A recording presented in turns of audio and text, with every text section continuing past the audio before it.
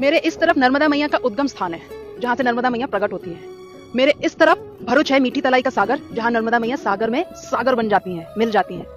पूरी मैया की लंबाई है 1300 किलोमीटर और 3500 किलोमीटर मैया की परिक्रमा है।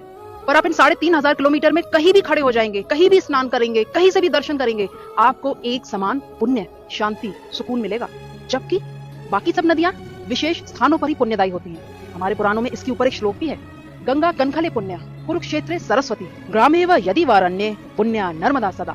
नर्मदा जी चाहे गांव से बहे या शहरों से, जंगल से बहे या झरनों से, वो जहाँ से भी दर्शन देंगी, जहाँ से भी आप उनमें स्नान करेंगे, एक समान पुण्य देगी। हिंदू धर्म में नर्मदा नदी को देवी का रूप माना गया है। कहा जाता है कि नर्मदा का जन्म भगवान शिव के आशीर्वाद से हुआ था। कथा के अनुसार एक समय भगवान शिव अपनी कठोर तपस्या में लीन थे, जिससे उनके शरीर से पसीना निकल रहा था। उनके पसीने की कुछ बूंदें धरती पर गिर गईं और उन्हीं से एक सुंदर कन्या का जन्म हुआ। ये कन्या नर्मदा थी और उसे शिव जी ने अपनी पुत्री के समान माना।